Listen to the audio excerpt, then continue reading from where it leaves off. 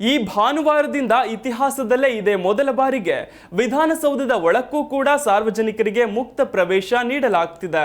ಇದುವರೆಗೆ ವಿಧಾನಸೌಧದ ಹೊರಗೆ ನಿಂತು ಫೋಟೋ ಕ್ಲಿಕ್ಕಿಸಿ ಖುಷಿ ಪಡ್ತಿದ್ದ ಜನರಿಗೆ ಸರ್ಕಾರ ಸಿಹಿ ಸುದ್ದಿ ನೀಡಿದ್ದು, ವಿಧಾನಸೌಧದ ಮೂಲೆ ಮೂಲೆಗೂ ವಿಧಾನಸಭೆ ಪರಿಷತ್ನ ಅಧಿವೇಶನಗಳು ನಡೆಯುವ ಜಾಗಗಳನ್ನು ಒಳ ಪ್ರವೇಶಿಸಿ ಹತ್ತಿರದಿಂದಲೇ ನೋಡಿ ಕಣ್ತುಂಬಿಕೊಳ್ಳಬಹುದು.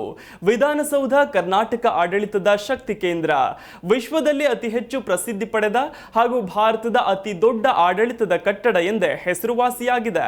ಇದೀಗ ಕರ್ನಾಟಕ ಸರ್ಕಾರವು ವಿಧಾನಸೌಧಕ್ಕೆ ಸಾರ್ವಜನಿಕರ ಪ್ರವೇಶಕ್ಕೆ ಅವಕಾಶ ನೀಡುವ ಹೊಸ ಯೋಜನೆಗೆ ಮುಂದಾಗಿದೆ.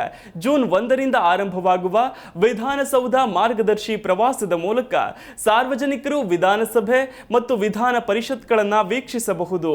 ಈ ಮೂಲಕ ಸಾಮಾನ್ಯ ವ್ಯಕ್ತಿಗೂ ವಿಧಾನಸೌಧ ವೀಕ್ಷಣೆಗೆ ಸುವರ್ಣ ಅವಕಾಶ ಕಲ್ಪಿಸಲಾಗುತ್ತಿದೆ.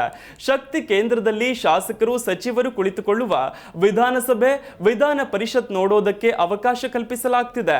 ಪ್ರತಿ ಭಾನುವಾರ ಹಾಗೂ 2ನೇ ಮತ್ತು 4ನೇ ಶನಿವಾರ ವಿಧಾನಸೌಧ ಪ್ರವಾಸಕ್ಕೆ ಅವಕಾಶ ಇರಲಿದೆ.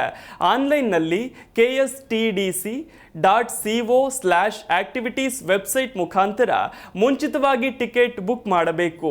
16 ವರ್ಷ ಮೇಲ್ಪಟ್ಟವರಿಗೆ ₹50 ಟಿಕೆಟ್ ನಿಗದಿ ಮಾಡಲಾಗಿದ್ದು, 16 ವರ್ಷ ಒಳಪಟ್ಟವರಿಗೆ ಪ್ರವೇಶ ಉಚಿತ. ವಿಧಾನಸೌಧ ಟೂರ್ ಬೆಳಗ್ಗೆ 8ರಿಂದ ಸಂಜೆ 5 ಗಂಟೆವರೆಗೆ ಇರಲಿದೆ. ಪ್ರತಿ ಬ್ಯಾಚ್ನಲ್ಲಿ 30 ಜನರಂತೆ ದಿನಕ್ಕೆ 300 ಮಂದಿಗೆ ಮಾತ್ರ ವಿಧಾನಸೌಧ ನೋಡುವ ಅವಕಾಶ ನೀಡಲಾಗುತ್ತೆ. ಪ್ರತಿ ಬ್ಯಾಚ್ಗೆ ವಿಧಾನಸೌಧ ವೀಕ್ಷಣೆಗೆ 1.5 ಗಂಟೆ ಸಮಯ ನೀಡಲಾಗುತ್ತೆ. ಕನ್ನಡ ಮತ್ತು ಇಂಗ್ಲಿಷ್ನಲ್ಲಿ ಗೈಡ್ ಮಾಹಿತಿ ನೀಡ್ತಾರೆ.